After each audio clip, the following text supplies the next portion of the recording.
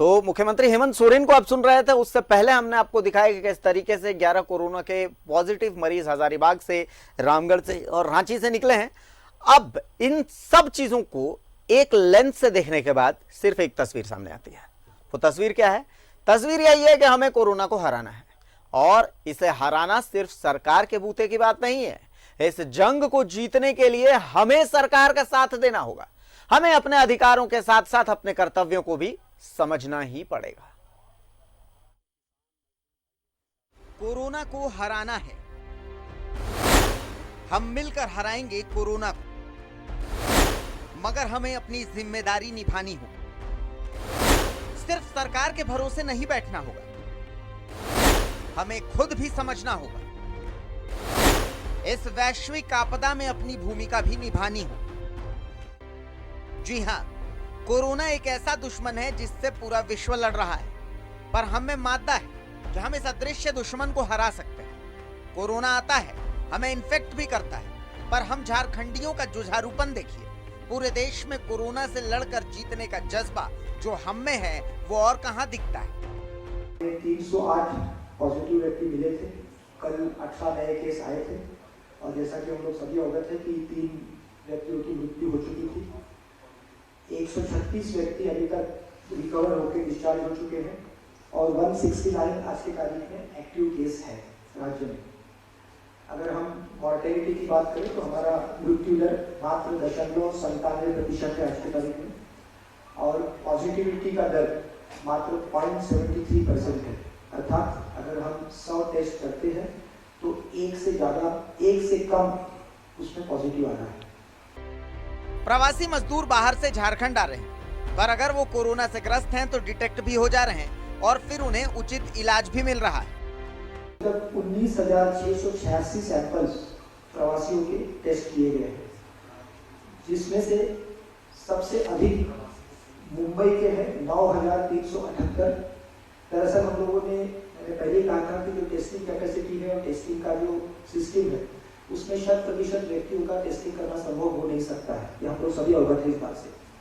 इसलिए हम लोग प्रायोरिटी ऐसे लोगों को दे रहे हैं जो देश के ऐसे हॉटस्पॉट से राज्य में आए हैं।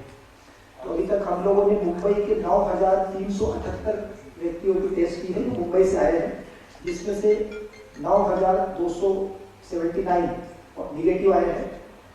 मुंबई से अभी तक हमें सबसे ज्यादा पॉजिटिविटी मिल रही है, लगभग 1% मुंबई से आए हुए माइग्रेंट्स पॉजिटिव पाए गए हैं। पर अब हमें अपनी जिम्मेदारी समझनी है, हमें फिजिकल डिस्टेंसिंग का पालन भी करना है और इंसानियत भी जिंदा रखनी है। अगर कोई प्रवासी मजदूर आपको मिले तो उसे उपेक्षित ना करें। यही सोशल पुलिसिंग का आज संदेश है, और यही समय की मांग भी है। हम अपना कर्तव्य निभाएं, मशीनरी अपना काम करे, तो ऐसा कोई कारण नहीं कि हम कोरोना को नहीं हरा सकते।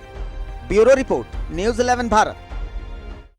चलिए, तो कोरोना को हमें हराना है, और हमारे साथ फिलहाल कुछ मेहमान जुड़े हुए हैं। धनबाद से हमारे साथ डॉक्टर GN सिंह जुड़े हुए हैं, प्रसिद्ध कंसल्टेंट हैं, फिजिशियन हैं, PMCH से रिटायर्ड प्रोफेसर भी हैं मेडिसिन विभाग के, और डॉक्टर A वाहिद खान भी हमारे साथ जुड़े हुए हैं, जमशेदपुर से सीनियर न्यूरोलॉजिस्ट हैं। डॉक्टर A वाहिद खान, दोनों चिकित्सकों का बहुत बहुत स्वागत करता है न्यूज़ 11 भारत।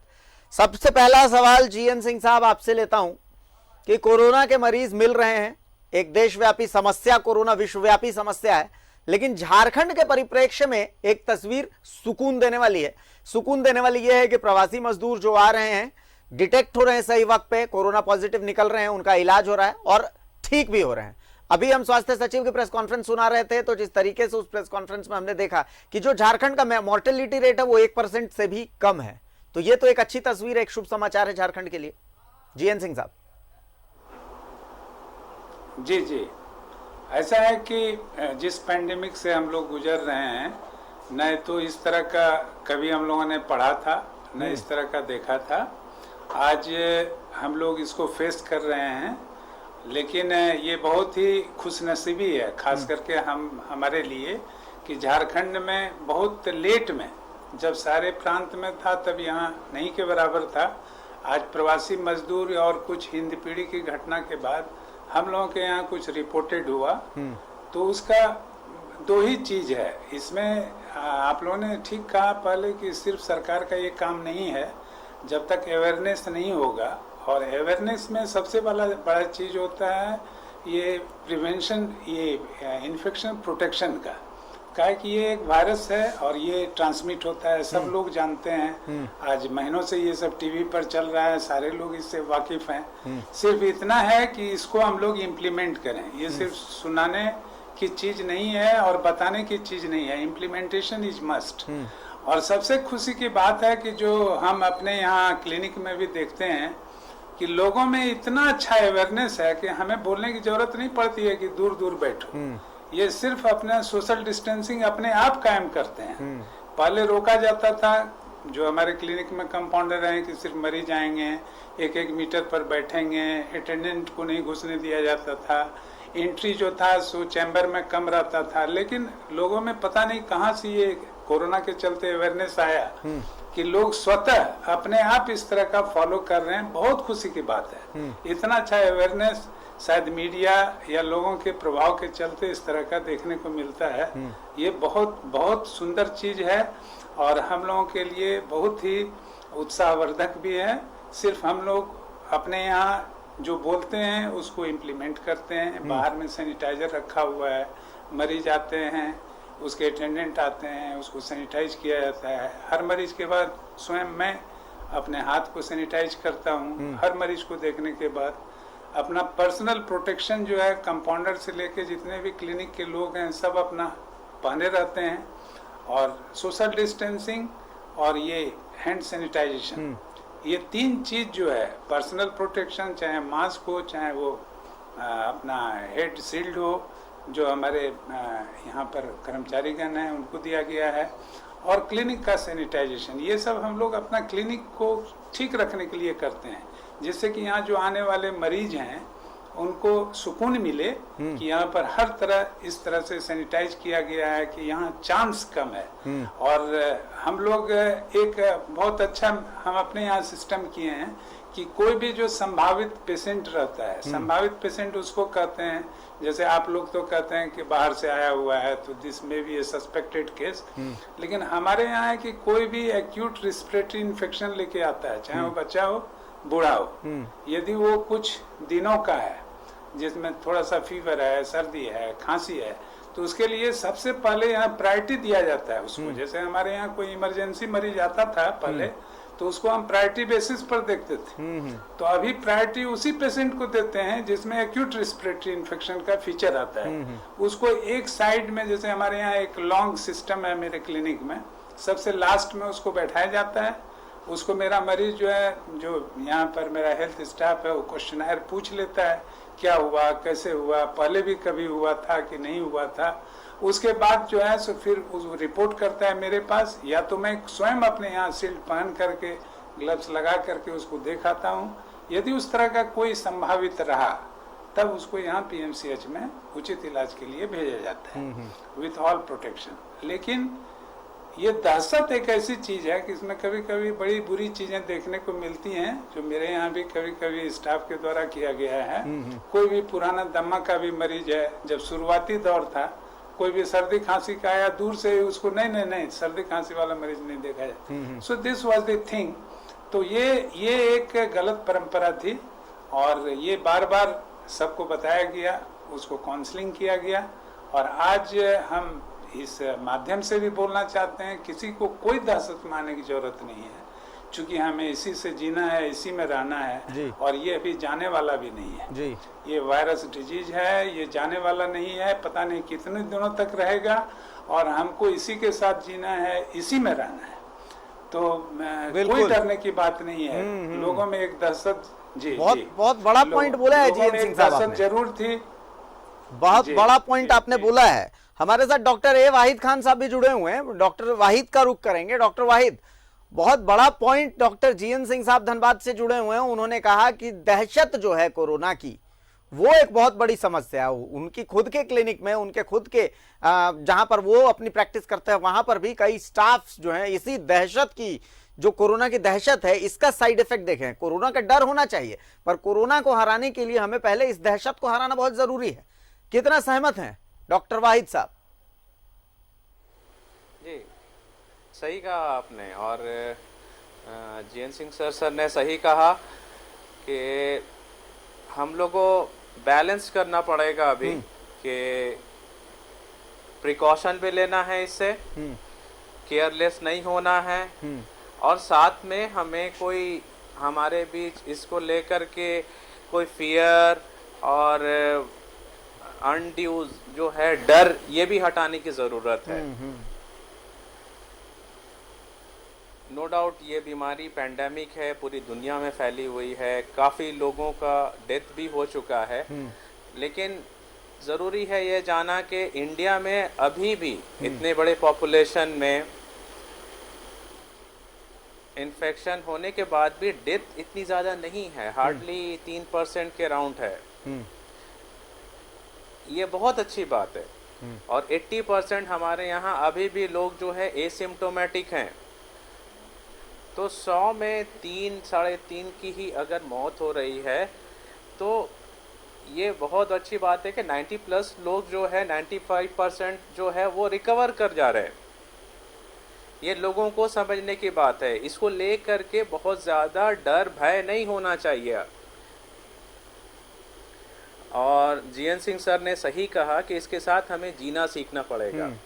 जिस तरह बाकी इन्फेक्शन आए दुनिया में रह गए, उसी के साथ हम सीना सीख लिए, उसी तरह से ये भी रहेगा। हो सकता है 6 महीने या कुछ दिन के बाद वैक्सीन भी आ जाए।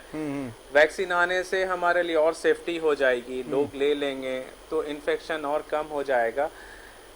जब तक ये नेचुरली कुछ इन्फेक्शन फैलेगा भी, लेकिन अगर फैलेगा तो हमें अपना प्रिकॉशन लेना है और हमेशा याद रखना है कि 95% लोगों में ये डेथ नहीं हो रही है, ये तंग नहीं कर रहा ज़्यादा। ये बहुत अच्छी बात है।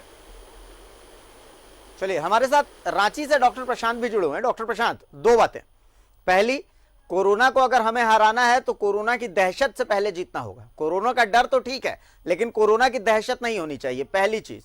दूसरी चीज कि कोरोना को अब मान करके चलना चाहिए कि एक लंबे वक्त तक ये हमारी जिंदगी का हिस्सा रहेगा। तो वो जो प्रिकॉशंस हैं वो हमारे सबसे बड़े हथियार हैं। किस हद तक माने कि हाँ, यही तस्वीर आने वाले दिनों की होने वाली है? जी बिल्कुल, आपने ठीक कहा। पहली बात तो मैं आपके चैनल के माध्यम से दर्शकों से कहना चाहता हूं कि कोरोना को हमें हराना है। कोरोना एक वायरल फीवर है जो कि अभी पूरा विश्व इससे लड़ रहा है और अभी ये पैंडेमिक का रूप ले चुका है। लेकिन भारत सरकार और हमारी राज्य सरकार ने समय से ही जो परेशानियों से बचने के लिए जो प्रिवेंटिव मेजर्स थे उसे अपनाया गया, जैसे सोशल डिस्टेंसिंग, मास्क का यूज़, सैनिटाइजर्स का यूज़, वो हमारी जनता भी इसे फॉलो कर रही है। माननीय प्रधानमंत्री जी और हमारे माननीय मुख्यमंत्री जी ने जो भी जनता से आग्रह किया, जनता उसे फॉलो कर रही है। सबसे पहले हमें ये ध्यान रखना है कि कोरोना को से डरना नहीं है। कोरोना से बचने के लिए हमें जो प्रिवेंटिव मेजर्स है वो लेना है, लेकिन डर से ही आधी लड़ाई हमारी खत्म हो जाती है। जिस दिन आप डर गए, हमारी आधी लड़ाई उस समय ही खत्म हो गई। जहाँ तक प्रिवेंटिव मेजर्स का सवाल है, ये हमने डिस्कस किया कि सोशल डिस्टेंसिंग सबसे इम्पॉर्टेंट है, मास्क का यूज़, सैनिटाइजर्स का यूज़, और ख़ासकर जो हॉस्पिटल्स के doctors, paramedical staffs and nurses हैं, उन्हें पेशेंट्स से जो डील कर रहे हैं, जो भी सावधानियां बरतनी है, जो भी ICMR की गाइडलाइंस है उसे फॉलो करनी है। और जहाँ तक आपके दूसरा सवाल है कि इससे क्या हमें भविष्य में भी लंबे समय तक कोरोना से बचने वाली जो प्रिवेंटिव मेजर्स हैं उसे अपनाना पड़ेगा या नहीं, तो कोरोना ऐसी वायरल फीवर है कि वो हमारे लाइफ से तुरंत से नहीं चली जाएगी। हमें इसके साथ ही जिंदगी बिताने का जो मेजर्स है वो अपनाना पड़ेगा अपने लाइफ में।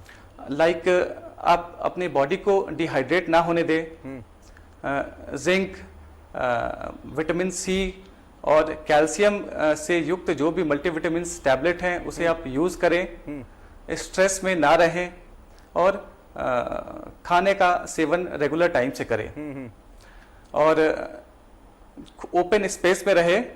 और अब जो कि आने वाला समय है जी, नेक्स्ट 6 मंथ्स, हमें इस वायरस को अपने जीवन ऐसा समझना है कि यह वायरस हमारे जीवन का ही पार्ट है।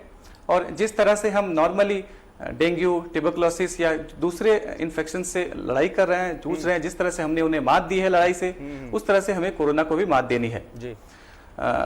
डॉक्टर्स के पॉइंट ऑफ व्यू से मैं ये कहना चाह रहा हूँ कि अब रेगुलरली ही आप पेशेंट्स को जब देखें तो जो जो प्रिवेंटिव मेजर्स हैं, लाइक मास्क का पहनना, सैनिटाइजेशन कराना, एक डिस्टेंसिंग रखना और ग्रुपिंग ना होने देना, ये सब अपना ले अपने लाइफ में, क्योंकि इसे हमें नेक्स्ट कुछ दिन तक फॉलो करना होगा। चलिए, और जो भी आयुष की गाइडलाइन है कि हाँ, आयुष की गाइडलाइन है कि काढ़ा का सेवन करें, माननीय प्रधानमंत्री जी ने भी इसकी सलाह दी है। इससे हमारी बॉडी की इम्यूनिटी बढ़ती है। रेगुलर एक्सरसाइज करें, लाइक प्राणायाम कर सकते हैं, तो उससे भी जो एयरवे ट्रैक्ट है वो क्लियर होता है और हमारी वायरल फीवर से लड़ने की क्षमता बढ़ती है, इम्यूनिटी। चलिए, तमाम जो चिकित्सक हमारे साथ जुड़े हुए हैं, आप हमारे साथ बने रहें। एक छोटा सा हम ब्रेक लेंगे। ब्रेक के बाद जब वापस आएंगे तो थोड़ा और इस कोरोना वायरस की जटिलता को समझने की कोशिश करेंगे। छोटा सा ब्रेक लेते हैं।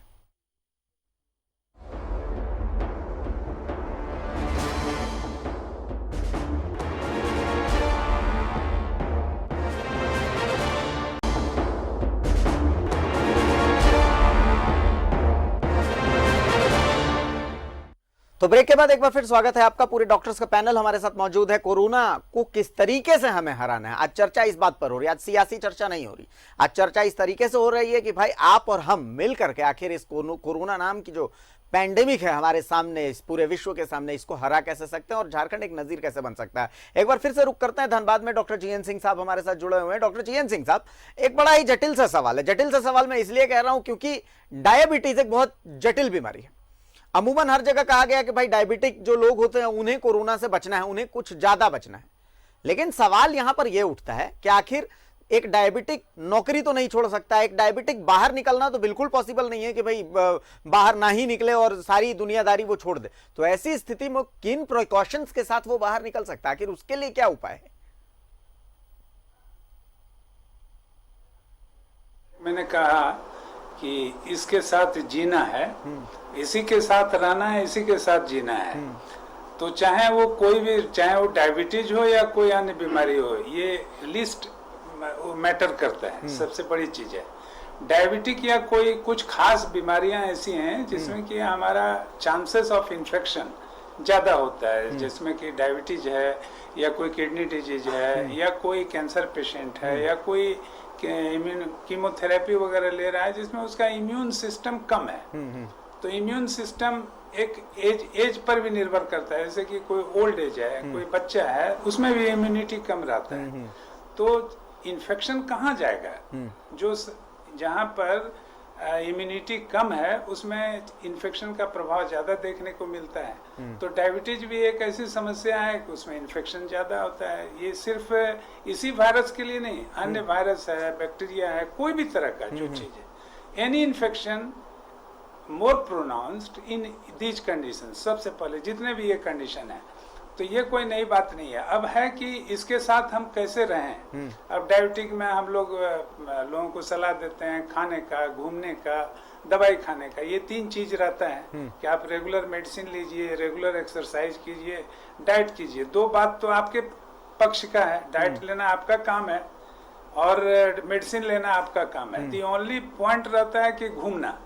तो घूमने में या एक्सरसाइज करने का दो तरह का सिस्टम है। या तो आप आउटडोर एक्टिविटी का एक्सरसाइज करते हैं या घर में रह करके एक्सरसाइज करते हैं जी। तो इवन लॉकडाउन पीरियड भी रहा तो मेरे भी जितने मरीज हैं उनके लिए कोई कमी नहीं है कि there are so many inside जो आप वर्कआउट कर सकते हैं। आप लोग भी अपना टीवी पर जितने नेता हैं या हमारे जितने स्पोर्ट्समैन हैं, सब लोग विजुअल्स देते रहते हैं कि हम ऐसे करते हैं। तो there are so many ways जिसको कि आप अपने घर में व्यायाम है, योगा है, ये सब आप कीजिए। इसलिए ये कोई बहानेबाजी नहीं है कि हम घूमने नहीं निकले तो इसलिए हमारा डायबिटीज बढ़ गया। ये समस्या का समाधान नहीं है। और लॉकडाउन भी कितने दिन तक ये तो रहेगा, तो लॉकडाउन तो हमेशा रहेगा नहीं। तो लॉकडाउन नहीं रहेगा तो फिर हम लोग घूमेंगे तो फिर वही चीज सोशल डिस्टेंसिंग मेंटेन करना है, मास्क पहनना है, अपने आप को बचा के रखना है। तो ये कोई समस्या नहीं। आपने एक बीमारी का नाम लिया, लेकिन मैंने कहा कि कोई भी आदमी जो कि जिसका इम्यून सिस्टम कम है, वो ज़्यादा प्रोन रहता है, इसलिए बार बार आप लोग भी अपना टीवी पर देते रहते हैं ऐसे, या बार बार गाइडलाइंस निकलता है, एडवाइजरी निकलता है कि बूढ़े लोग नहीं निकलें, बच्चे नहीं निकलें, गर्भवती महिला नहीं निकलें। उसके पीछे एक ही चीज़ है, they are more susceptible to infection. तो इन्फेक्शन से बचने के लिए, चूंकि ये भी एक इन्फेक्टिव डिजीज है और ये एक ऐसा इन्फेक्टिव डिजीज है कि टच किए, सांस लिए, छुए, उसी में फैल गया। तो ये बीमारी कुछ इस तरह की वल्नरेबिलिटी के साथ है कि हम लोग इसमें स्पेशल प्रिकॉशन ऐसे जो संभावित लोग रहते हैं उसके लिए हमेशा गाइडलाइन में बोला जाता है और आप एडवाइस भी देते हैं। जो सबसे बड़ी चीज, एक बात मैं यहाँ पर दर्शक के सामने और आप लोगों को भी रखना चाहता हूँ कि एज ए फिजिशियन या जितने भी फिजिशियन होंगे मेरे जैसे, वो फील कर रहे होंगे कि इस एपिडेमिक में जितने गांव से लोग, इवन जो कम पढ़े लिखे लोग हैं, जब वो आते हैं दिखाने के लिए, उसमें महिलाएं, उस सब में मेंटल स्ट्रेस इतना बढ़ा हुआ है अपने पति बच्चों को लेकर के कि किसी को जाने नहीं देना बाहर, और उसके मन में हमेशा जरा सा छींक भी हुआ, गले में खराश भी हुआ कि ये सोच लेना कि कहीं मेरे बच्चे को कोरोना तो नहीं हो गया। इस तरह का ये डे टू डे एक्टिविटी में डेली मेरे क्लिनिक में भी लोग आते हैं और वो मेंटली सिक हो जाती हैं ऐसी महिलाएं। इवन आपके टीवी पर जितने विजुअल्स या इस तरह का जो चीज आता है उसको देख करके इवन अच्छे पढ़े लिखे लोग भी ज्यादा देख करके कहते हैं रात में हमारी नींद चली गई, हम सोचते हैं दुनिया में अब क्या होने वाला है। और ये इस तरह का निगेटिव थिंकिंग या निगेटिव चीज में जाके वो लोग एंजाइटी, डिप्रेशन, तरह तरह के चीज से ग्रस्त होते हैं। और ये बीमारी अभी बहुत बढ़ गई है, मैं यही बताना चाह रहा हूँ। तो उन लोगों को एडवाइस में तो मान लिया एज ए डॉक्टर सलाह भी देते हैं और कहते हैं कि भाई इतने टीवी मत देखो, इतना न्यूज मत देखो डिफरेंट चैनल में, सिर्फ एक दूरदर्शन देख लो, आपका चैनल देख लीजिए, उसी से जान लीजिए क्या स्थिति है, डोंट गो इन डिटेल। तो जो आदमी इस तरह के रहते हैं, डॉक्टर साहब ने हमारा दिल रखने को ये न्यूज़ 11 का नाम भी उसमें जोड़ दिया। चलिए डॉक्टर साहब, डॉक्टर वाहिद साहब के पास चलते हैं एक बार। डॉक्टर साहब, बहुत अच्छा जीएन सिंह साहब ने एक बात कही, डिप्रेशन की बात कही, डिप्रेशन का उन्होंने पॉइंट उठाया। उन्होंने एक बात कही कि मेंटल सिकनेस बढ़ रही है, और जाहिर सी बात है कोरोना का साइड इफेक्ट है लॉकडाउन, और लॉकडाउन में जो स्ट्रेस जो बढ़ रहा है, ये स्ट्रेस भी बहुत बड़ा दुश्मन है। इस कोरोना से लड़ने में हमारी राह का रोड़ा ये स्ट्रेस भी बन रहा है। अमूमन हम ऐसी तस्वीरें देख रहे हैं इस लॉकडाउन में, कहीं पर किसी ने सुसाइड कर लिया, कहीं पर किसी ने पंखे से झूलने की कोशिश की, कहीं पर घर में लड़ाइयां। आज एक आंकड़ा मैं देख रहा था, उस आंकड़े में ये कहा जा रहा है कि भाई पुलिस के पास घरेलू जो हिंसा होती है, तो घरेलू हिंसा के मामले बढ़ते जा रहे हैं। तो ये भी तो कोरोना के साइड इफेक्ट्स के रूप में देखा जाना चाहिए। डॉक्टर वाहिद साहब। जरूरी सही कहा आपने, डोमेस्टिक वायलेंस के इंसिडेंट्स काफ़ी बढ़ गए हैं, और साइकोलॉजिकल स्ट्रेस, साइकोलॉजिकल डिसऑर्डर भी बहुत बढ़ रहा है। और ये मल्टीफैक्टोरियल है, घर में लोग बैठे हुए हैं, अपने जॉब को भी लेके ज़रा सा इनसिक्योर हैं, कुछ फ्रस्ट्रेशन है बिजनेस लॉस होने का, और उसके वजह से घर में छोटी छोटी बात में लड़ाई हो जाती है, और एक तरह से एक मेंटल स्ट्रेस लोगों के बीच चल रहा है। और बैकग्राउंड में ये भी है कि एक तरह ये बीमारी फैली हुई है, उसका फियर है, क्या पता मेरे साथ क्या होगा, कल मेरे को इन्फेक्शन होगा कि नहीं होगा, मेरे माताजी बूढ़े पिताजी को होगा कि नहीं होगा, वो बचेंगे कि नहीं बचेंगे। ये सब मिल करके इस तरह से ये एक फेज बन रहा है। ये इसीलिए नो डाउट न्यूज़ 11 का ये बहुत अच्छा पहल है, जहां आप कोरोना वायरस से कॉम्प्लिकेशन, उसकी महामारी, उसकी बात नहीं कर रहे हो। आज फर्स्ट टाइम मैं कहीं सुन रहा हूँ किसी चैनल में जहां ये बात हो रही है कि किस तरह से इसके साथ जीना है पीसफुली। और यही अभी का कैंपेन होना चाहिए, हमें किस तरह से जीना है, हमें अपने अंदर जो भी फियर है, जो भी एगोनी है, जो भी पैनिक है, उसको निकालना है। ये एक तरह से सर्दी खांसी की बीमारी है, जिस तरह से इन्फ्लुएंजा आया था 100 साल पहले, आज हमारे बीच कॉमन है। हर सर्दी में ये बरसात के वक्त सब लोगों को होता है, उससे कोई डर नहीं रहा है, उससे कोई परेशान नहीं हो रहा। उस तरह से हमें इसके जीना है। और ये साइकोलॉजिकल स्ट्रेस के लिए भी हमें ही एक दूसरे से बात करना है, खुद को कन्विंस करना है और उसे ख़त्म करना है। इसके अलावा अब ऑनलाइन कंसल्टेशन भी अवेलेबल है। डेफिनेटली किसी घर में ये प्रॉब्लम अगर बढ़ रही है तो वो साइकेट्रिस्ट का कंसल्टेशन ऑनलाइन ले सकते हैं और डिस्कस करें। इसमें किसी छुपाने की बात नहीं है, ये एक तरह की बीमारी है जो हर कोई फेस कर रहा है। ये एक तरह से एक पैंडेमिक है, जो ह्यूमैनिटेरियन क्राइसिस है वो तो है ही, लेकिन उसी के साथ एक इकोनॉमिक क्राइसिस भी चल रही है जिसको लेके लोग परेशान हैं। बहुत लोगों की जॉब गई है, सैलरी कट हो गई है, आगे फ्यूचर पता नहीं क्या होगा।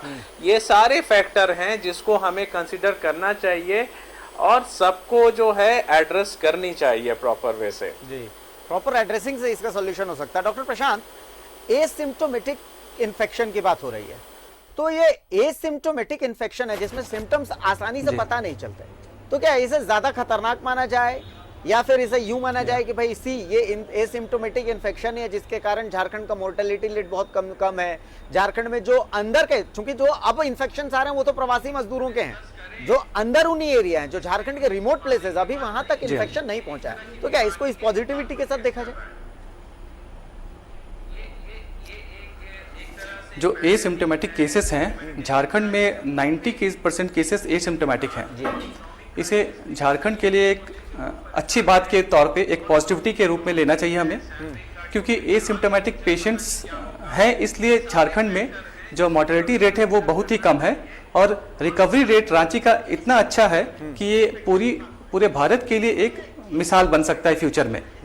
हम लोग अभी जो पेशेंट्स कोरोना के आ रहे हैं, लाइक रिम्स की अगर बात करूं तो जितने भी पेशेंट्स आ रहे हैं most of the patient asymptomatic थे। उन्हें जो भी ट्रीटमेंट है असिम्प्टोमेटिक पेशेंट के लिए बहुत ज़्यादा रिकग्नाइज ट्रीटमेंट नहीं है अभी। जो भी प्रिवेंटिव मेजर्स हैं और जो एंटीऑक्सीडेंट्स हैं, विटामिन हैं, हम लोगों ने उन पेशेंट्स को वही ट्रीटमेंट दिया और अभी मात्र 12 या 13 पेशेंट कल तक रिम्स में थे और बाकी सारे पेशेंट्स कोरोना नेगेटिव आ गए थे और उन्हें सक्सेसफुली डिस्चार्ज कर दिया गया यहाँ से। तो एसिम्प्टोमेटिक पेशेंट को एक पॉजिटिविटी के रूप में हमें लेना चाहिए और फ्यूचर में भी, जैसे अगर अभी प्रवासी मजदूर आ रहे हैं बाहर से, लेकिन प्रवासी मजदूरों पर प्रशासन की भी नज़र है, पूरे राज्य सरकार की नज़र है।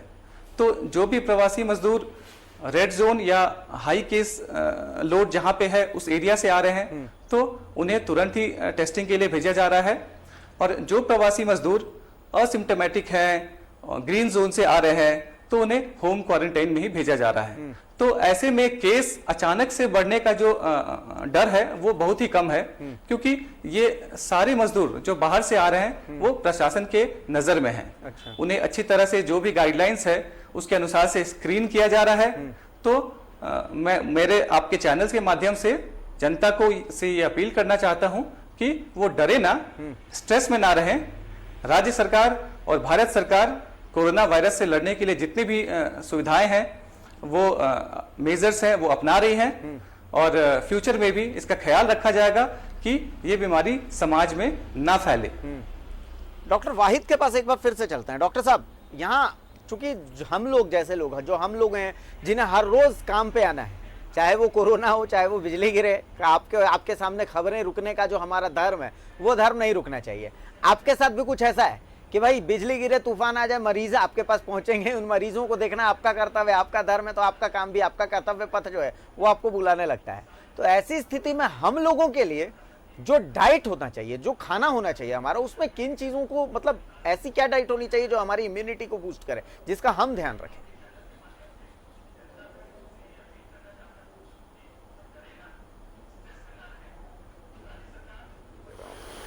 इम्यूनिटी एज सच जो है ना वो सब फैक्टर मिल के होता है। ठीक है, एक तो सबसे इम्पोर्टेंट है हमारी लाइफस्टाइल। हमारी लाइफस्टाइल हेल्दी होना चाहिए और उसमें इम्पोर्टेंट है एक्सरसाइज, फिजिकल एक्टिविटी, एक एडिक्वेट स्लीप। ऑब्वियसली जिसको डायबिटीज़ है वो ज़रा सा इम्यूनो कॉम्प्रोमाइज़ होते हैं, अगर है तो उसको कंट्रोल रखना है प्रॉपरली। और डाइट के मामले में आप कोई भी डाइट बहुत वेरिएबल होता है एक आदमी से दूसरे आदमी में। डाइट ऐसा होना चाहिए जो न्यूट्रिशियस हो, सारी चीज़ हो, फ्रूट्स भी हो, उसमें वेजिटेबल्स भी हो, कुछ नॉन वेज भी हो, प्रॉपर खाना है, वेट बढ़ना नहीं चाहिए, ये बहुत ज़रूरी है। और चौथा चीज इंपॉर्टेंट वो साइकोलॉजिकल स्ट्रेस की आपने बात की है। हमारे दिमाग में स्ट्रेस भी कम होनी चाहिए, वो भी जरूरी है। एक बात मैं आपको बता रहा हूँ कि अगर आज हमें ये प्रॉब्लम है, मैं भी एक डॉक्टर हूँ, जिस दिन से एपिडेमिक चल रहा है डेली मुझे हॉस्पिटल जाना पड़ रहा है, जाके हम देख रहे हैं। मैं एक नेफ्रोलॉजिस्ट हूँ, हमारे यहाँ एक बड़ा डायलिसिस सेंटर है, करीब 2 से 2,500 हजार डायलिसिस हमारे यहाँ होती है। तो सिर्फ मैं ही नहीं हूँ, मेरे पेशेंट भी हैं, करीब 150 पेशेंट है जो हर 2-2 दिन में हॉस्पिटल डायलिसिस भी कराने आ रहे हैं। तो ये इस बीमारी के साथ हमें जीना है, चलना है। और अगर हम जॉब में जा रहे हैं तो ये एक तरह से सर हम लोग के साइकोलॉजिकल स्ट्रेस को भी कम कर रहा है। हमारी नॉर्मल रूटीन चल रही है, साथ में हमें अपना मेजर लेके चलना है, सोशल डिस्टेंसिंग भी करनी है, फ्रीक्वेंट हैंड क्लीजिंग भी करना है, मास्क भी यूज करना है, जो गवर्नमेंट की गाइडलाइन है उसको फॉलो करनी है। अब इसमें से किसी को अगर इन्फेक्शन होता है तो ये अच्छी बात है कि बहुत ज़्यादा मोर्टालिटी नहीं है हमारे यहाँ, शायद वायरस में म्यूटेशन हो गया है, तो आगे हमें टेस्ट करानी है, अकॉर्डिंगली क्वारंटाइन होना है या ट्रीटमेंट कराना है। लेकिन अब हमें डरने की जरूरत नहीं है। अब 1 लाख से ज्यादा हमारे यहाँ हिंदुस्तान में इन्फेक्शन हो गए हैं और 3000 कुछ डेथ है। मतलब ये बहुत ज़्यादा अभी यहाँ पर तंग नहीं कर रहा है और ये वायरस की वायरुलेंस कम है यहाँ। बिल्कुल। चलिए जीएन सिंह साहब, एक सवाल आपसे है, इसी सवाल का जवाब मैं प्रशांत जी से भी पूछूंगा। जीएन सिंह साहब, प्रवासी मजदूर आ रहे हैं, अब प्रवासी मजदूर में कुछ तो रेड जोन से आ रहे हैं तो जिनका सरकार जो है वो ख्याल रखे, लेकिन कुछ लोगों को होम क्वारंटाइन के लिए कहा जा रहा है कि भाई आप अभी पॉजिटिव नहीं है, आप अभी होम क्वारंटाइन करिए। लेकिन ग्रामीण क्षेत्रों में ऐसा देखा जा रहा है कि उन लोगों के साथ बड़ा उपेक्षा का व्यवहार हो रहा है कि भाई आप बाहर से आए हैं तो आप कोरोना। तो ऐसी स्थिति में क्या ऐसे लोगों के लिए क्या मैसेज है भाई, ऐसे लोगों के लिए क्या प्रिकॉशन रहने चाहिए, वो अगर होम क्वारंटाइन में तो उन्हें क्या ध्यान रखने की जरूरत है? जीएन सिंह साहब जी, आपको मैं पहले भी बताया कि ये इन्फेक्शन कांटेक्ट से और स्प्रेड होता है हमारे सांस के द्वारा या फोमाइट से होता है। तो ये 2 चीज ही उसका न्यूक्लियस है कि हम दूसरे को छुएं कम, दूसरे के संपर्क में कम जाएं और सांस का एक दूसरे पर प्रभाव कम हो, इसलिए सोशल डिस्टेंस मेंटेन करके रखें। ये सिर्फ इतना ही चीज आप मेंटेन यदि कीजिएगा तो आप अपने घर में भी लोग को बचा सकते हैं, दूसरों को भी बचा सकते हैं। और ये जो दिन प्रतिदिन मिलता है या मीडिया या पेपर में निकलता है, उसको बाहर घुसने नहीं दिया, मिलने नहीं दिया, खाना नहीं पहुंचाने दिया, तो ये सब चीज जो है सो पूरा माने कि निंदनीय है और इस तरह का चीज नहीं होना चाहिए। कोई भी आदमी किसी के साथ भी मिल सकता है। एज ए डॉक्टर हम भी मरीज से मिलते हैं, ये नहीं कहेंगे कि ये कोरोना है या ये संभावित है तो उसके संपर्क में नहीं आवे, लेकिन उसको भी बचाना है, अपने को भी बचाना है, दूसरों को भी बचाना है। उसके लिए मास्क मस्ट और वहाँ पर प्रॉपर सैनिटाइजेशन की व्यवस्था रहना चाहिए और सोशल डिस्टेंस मेंटेन करना चाहिए। यदि 3 चीज आप हमेशा बना के रखते हैं तो हम नहीं समझते हैं कि कहीं कोई प्रॉब्लम है। और ये इन्फेक्शन तो एक वायरल डिजीज है, आपका बहुत देर से सुन के आ रहे हैं ये सिम्टोमेटिक है, सिम्टोमेटिक है।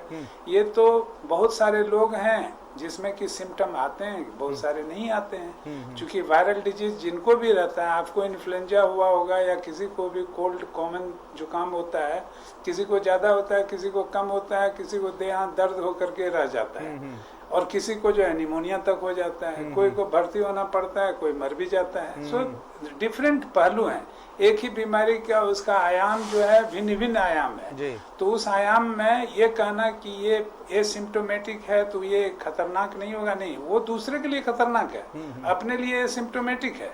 तो एसिम्प्टोमेटिक को भी ध्यान देना है, उसको भी डिजीज फ्री करवाने की कोशिश करनी है, खास करके इस बीमारी के लिए जो कि स्प्रेड होता है। हम लोग सबसे ज्यादा डरते हैं स्प्रेड से, और स्प्रेड के बाद जिसमें इसकी वल्नरेबिलिटी होती है 3%, 4%, कहीं कहीं पर इवन 7% तक देखा गया वर्ल्ड में, तो उसमें कैजुअलिटी ज्यादा होता है।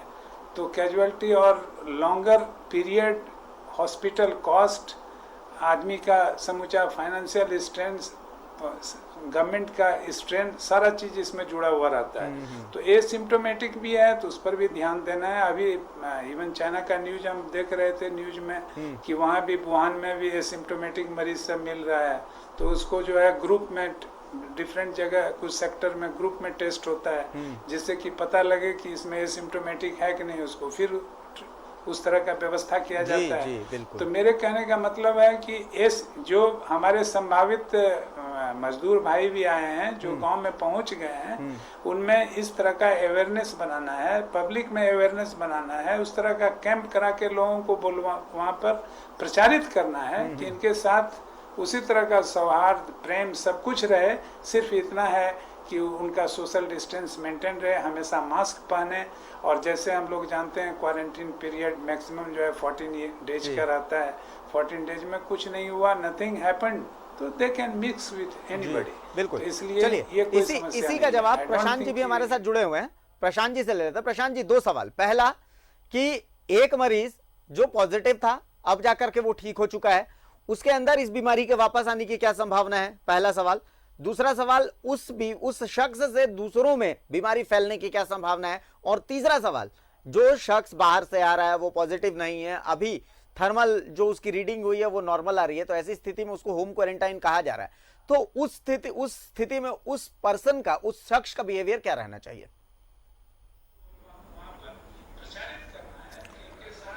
पहला सवाल आपका जो आपने पूछा कि अगर अभी कोई पेशेंट्स के जो एसिम्टोमेटिक हैं आ रहे हैं तो उनको क्या प्रिवेंटिव मेजर्स लेना है, कैसे निपटना चाहिए।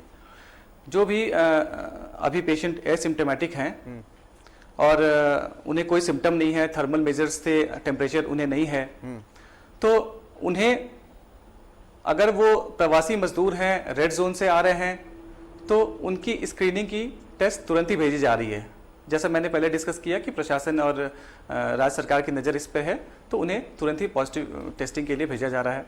जो पेशेंट ग्रीन जोन से आ रहे हैं, एसिम्टोमेटिक हैं, उन्हें ये एडवाइस दिया जा रहा है कि अपने घर पे ही रहें, होम क्वारंटाइन में रहें।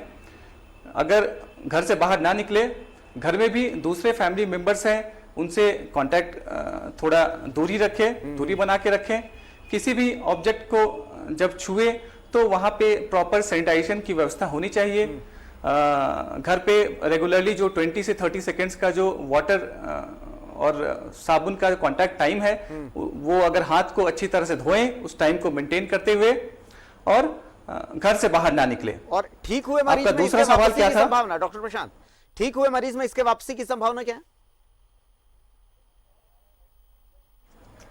एक टर्म आया है, एवरी पॉजिटिविटी इज नॉट री इन्फेक्शन।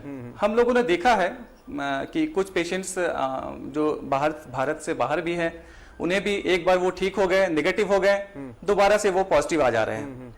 लेकिन इसकी कोई प्रॉपर थ्योरी अभी नहीं बनी है कि क्यों वो पॉजिटिव आ जा रहे हैं।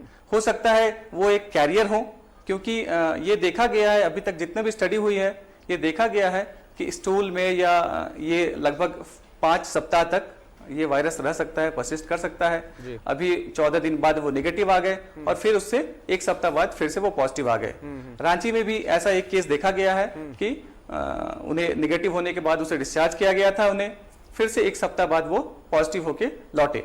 लेकिन इस पीरियड में उनसे घर वाले जितने थे, जो जब तक वो होम क्वारंटाइन में थे, क्योंकि डिस्चार्ज के बाद भी हम उन्हें बोलते हैं कि आप 15 दिन होम क्वारंटाइन में रहेंगे, तो 15 दिन बाद जो घर के लोगों का सैंपल लिया गया, तो दूसरे घर के सारे सदस्य जिनका भी सैंपल लिया गया वो नेगेटिव था। तो इससे ये बात प्रूव होता है कि वो री पॉजिटिव है, बट वो री इन्फेक्टेड नहीं है। इसका एग्जैक्ट थ्योरी अभी भी रिसर्च चल रही है इस पे।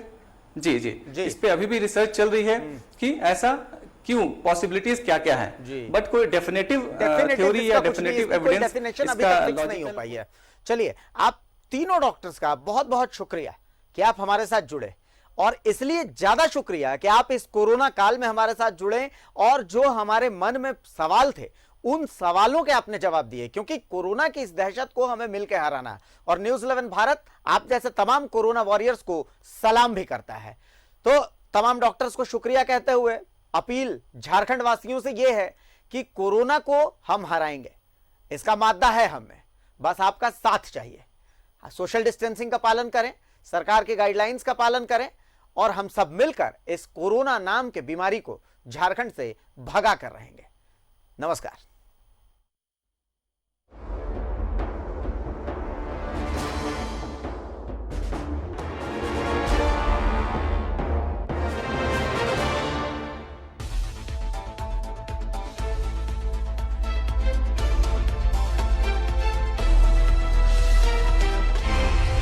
सच है